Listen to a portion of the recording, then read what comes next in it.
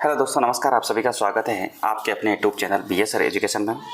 और आज अपन बात कर रहे हैं हिंदी का मॉडल पेपर नंबर 2। तो देखते हैं इसमें आपके कितने क्वेश्चन सही होते हैं। तो सभी आप इनका अपना टेस्ट दीजिए और मूल्यांकन कीजिए। चलते हैं आज के क्वेश्चनों की ओर। आज का पहला क्वेश्चन है, न्यून में कौन सी संधि है? न्यून में कौन सी संधि है? तो न्यून में कौन सी संधि है? यण संधि, वर्धी संधि, दीर्घ संधि और आयादी संधि। तो यहाँ पर आपका सही आंसर क्या होगा कि यहाँ पर इसके अंदर कौन सी संधि है? तो आपका आंसर जल्दी से आंसर आना चाहिए। तो यहाँ पर इसमें सही संधि है यण संधि। कौन सी संधि है? यण संधि है। और यण संधि में जो न्यून है उसकी संधि क्या होती है? नी प्लस ऊन। क्या होती है? नी प्लस ऊन। क्या होती है? नी प्लस ऊन। तो इसमें कौन सी संधि होती है? न्यून में यण संधि। यहाँ पर इसका सही आंसर होगा। चलते हैं अगले क्वेश्चन पर। अगला क्वेश्चन है, किस क्रमांक में आयादी संधि का उदाहरण है? किस क्रम में आयादी संधि का उदाहरण है? देवी प्लस अर्पण, देवार्पण, वी प्लस उन, वीयु, दे प्लस इन, दायिनी, अव्यय प्लस अर्थी, अभ्यर्थी। तो इसमें सही आंसर क्या होगा? तो इसमें सही आंसर होगा दे प्लस इनी, दायिनी। इसमें सही आंसर होगा आपका ये। ठीक है। तो इसमें आयादी संधि है यहाँ पर। चलते हैं अगले क्वेश्चन की ओर। और अगला क्वेश्चन है, संविधान की किस सूची में राजभाषाओं को सम्मिलित किया गया है? संविधान की किस अनुसूची में राजभाषाओं को सम्मिलित किया गया है? पांचवी अनुसूची में, 8वीं अनुसूची में, 7वीं अनुसूची में और 9वीं अनुसूची में। तो इसका सही आंसर क्या होगा? तो इसका सही आंसर होगा 8वीं अनुसूची में। किसमें शामिल किया गया है? 8वीं अनुसूची में शामिल किया गया है। और ये भी याद रखें कि संविधान के अनुच्छेद 346 के अनुसार राजभाषाओं को 8वीं अनुसूची, कौन से अनुच्छेद के अनुसार? 346 अनुच्छेद के अनुसार 8वीं अनुसूची में शामिल किया गया है। इस सूची में शुरुआत में 14 भाषाएं थी। शुरुआत में कितनी भाषाएं थी? 14 भाषाएं थी। लेकिन वर्तमान में इस सूची में कितनी भाषाएं शामिल है? 22 भाषाएं शामिल है। कितनी है? 22 भाषाएं शामिल है। शुरुआत में 14 थी। ठीक है। चलते हैं अगले क्वेश्चन की ओर। अगला क्वेश्चन है आपके सामने, इनमें किस शब्द में उपसर्ग नहीं है? किस शब्द में उपसर्ग नहीं है? बहादुर, बदनाम, बेवकूफ़, लावारिस। तो इसमें किस में उपसर्ग नहीं है? तो यहाँ पर आपका सही आंसर होगा बहादुर में क्या नहीं है? उपसर्ग नहीं है। जबकि लावारिस में आप जानते हो ला प्लस वारिस। क्या है? ला प्लस वारिस। और जो बदनाम है इसमें बद प्लस नाम। क्या है? बद प्लस नाम। और जो बेवकूफ़ है इसमें बेवकूफ़ में होगा बे प्लस वकूफ़। बे प्लस वकूफ़। ठीक है। तो यहाँ पर किस में उपसर्ग नहीं है? बहादुर में उपसर्ग नहीं है। स्वाभिमान शब्द में उपसर्ग है। स्वाभिमान शब्द में उपसर्ग है सौ, स्वा, सु, स। तो इसमें स्वाभिमान में कौन सा उपसर्ग है? तो सही आंसर क्या होगा आपका? सौ उपसर्ग। कौन सा है? स्वाभिमान में सौ उपसर्ग है। सौ प्लस अभिमान। क्या है? सौ प्लस अभिमान। यहाँ पर इसके अंदर उपसर्ग है। सौ उपसर्ग का प्रयोग किया है। किस शब्द में अन उपसर्ग का प्रयोग नहीं हुआ है? किस शब्द में अन उपसर्ग का प्रयोग नहीं हुआ है? अनिच्छा, अनुचित, अनुपम, अनगमन। तो इसका सही आंसर होगा अनगमन। किसमें? अनगमन में यहाँ पर अन उपसर्ग का प्रयोग नहीं हुआ है। ठीक है। चलते हैं अगला क्वेश्चन, कार प्रत्यय में से निर्मित नहीं है। कार प्रत्यय से निर्मित कौन सा शब्द नहीं है? बेकार, कलाकार, कुंभकार और तत्कार। तो यहाँ इसका सही आंसर क्या होगा? बेकार। किसमें नहीं है? बेकार में यहाँ पर नहीं है। ठीक है। तो सही आंसर होगा यहाँ पर आपका बेकार।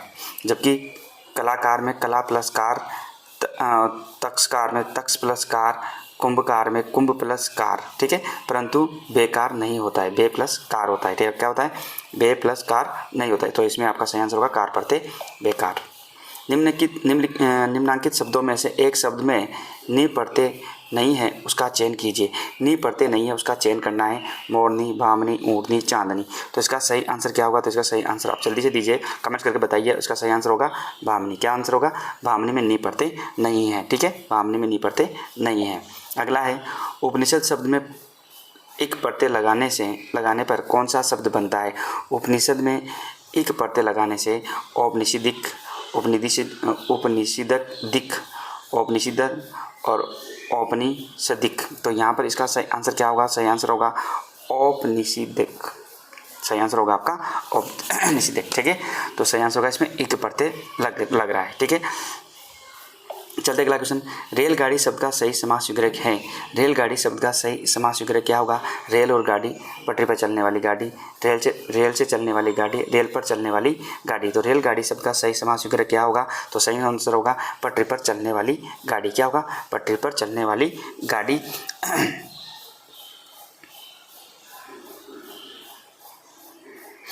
तत्पुरुष समास, ठीक है, सही आंसर होगा इसमें पटरी पर चलने वाली गाड़ी। तुलसीकृत सामाजिक पद में कौन सा समास है? तुलसीकृत में सामासिक पद में कौन सा समास होगा? कर्म तत्पुरुष, कर्मधारय कर्म तत्पुरुष, संप्रदाय तत्पुरुष, अपादान तत्पुरुष। तो इसका सही आंसर होगा तुलसीकृत में सही आंसर होगा करण तत्पुरुष। क्या होगा? करण तत्पुरुष यहाँ पर इसका सही आंसर होगा। चलते अगले क्वेश्चन पर, निम्नलिखित में से कौन सा समास विग्रह सही नहीं है? कौन सा समास विग्रह सही नहीं है? धर्मपरायण, धर्म में परायण, भयभीत, भय के द्वारा भीत, कर्षणाश्रित, कर्षण को आश्रित, राष्ट्रपति, राष्ट्र का पति। तो यहाँ पर इसका सही आंसर क्या होगा? तो सही आंसर होगा इसका कि समास विग्रह नहीं है। तो किसमें समास? तो भय के द्वारा भीत। क्या नहीं होगा? भय के द्वारा भीत हो। तो सही आंसर होगा यहाँ पर, क्योंकि इसका जो समास विग्रह होता है भयभीत का, भय से भीत होता है। क्या होता है? भय से भीत होता है। आपादान तत्पुरुष कौन सा होता है? आपादान तत्पुरुष होता है। और क्या होता है इसका समास विग्रह? भय से भीत होता है, जबकि यहाँ पर क्या है? भय के द्वारा भीत दे रखा है। ठीक है, चलते अगला क्वेश्चन, आ का पर्यायवाची कौन सा है? ये तो आपको पर्यायवाची बताना है। आ का पर्यायवाची कौन सा होता है? तो आ का पर्यायवाची अनिल, अनल, आनल, अनिल। तो इसका आ का पर्यायवाची कौन सा है?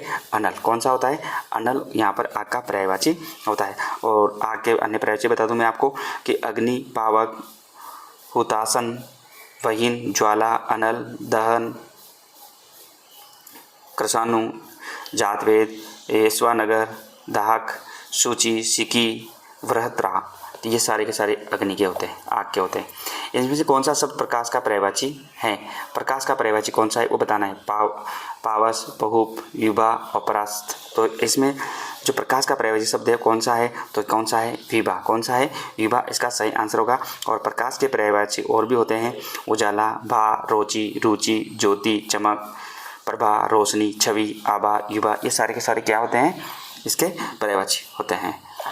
चलते हैं, निम्नलिखित में से कौन में से बाज का पर्यायवाची नहीं है?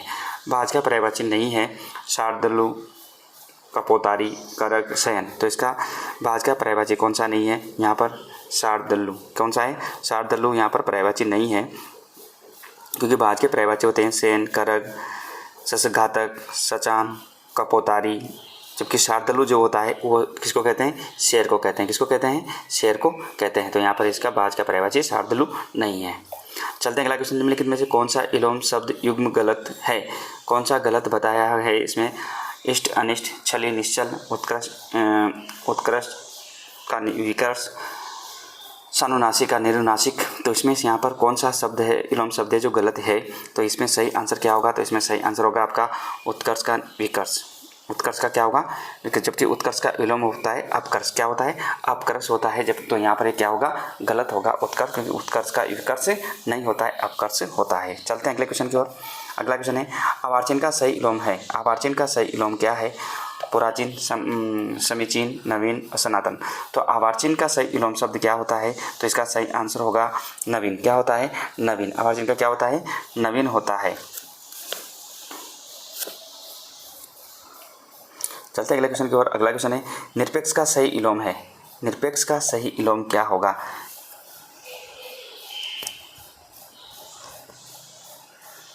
निरपेक्ष का सही विलोम क्या होगा? तो इसका होगा प्रत्यक्ष, परोक्ष, सापेक्ष, प्रतिपक्ष। तो सही आंसर होगा सापेक्ष। निरपेक्ष का क्या होता है? सापेक्ष होता है। क्या होता है? सापेक्ष होता है। चलते हैं अगले क्वेश्चन की ओर।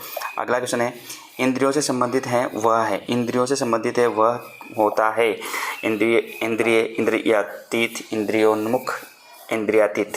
तो यहाँ पर इसका सही आंसर क्या होगा? इंद्रिय। क्या होगा? इंद्रिय। यहाँ पर इसका सही आंसर होगा जो इंद्रियों की पहुँच से परे हो। क्या होता है? जो इंद्रियों की पहुँच से परे हो उसको क्या कहते हैं? इंद्रियातीत कहते हैं। क्या कहते हैं? इंद्रियातीत कहते हैं जो इंद्रियों की पहुँच से क्या हो? परे हो। ठीक है, जिसने इंद्रियों को वश में कर लिया हो उसे जितेंद्रिय कहते हैं। उसे क्या कहते हैं? जितेंद्रिय कहते हैं। तो यहाँ ध्यान रखना, यहाँ पर इसका इंद्रियों से संबंधित है वह कौन सा है? यदींद्रिय। सही, ए ऑप्शन आपका बिल्कुल सही आंसर है। स्त्रीण शब्द के लिए सही वाक्यांश है। स्त्रीण शब्द के लिए सही वाक्यांश कौन सा है? तो स्त्रियों से मोह रखने वाला, स्त्रियों जैसे स्वभाव वाला, स्त्रियों से प्रभावित होने वाला, स्त्रियों को खुश रखने वाला। तो यहाँ पर सही आंसर क्या होगा? तो इसका सही आंसर होगा स्त्रियों जैसे स्वभाव वाला। क्या होगा? स्त्रियों जैसे स्वभाव वाला यहाँ पर इसका सही आंसर होगा। अगला है कुछ कुछ युग्म का सही अर्थ है। इसका सही अर्थ क्या होगा? ओरोज, सेना, सेना स्तन, ओरोज प्रस्थान, स्तन कली।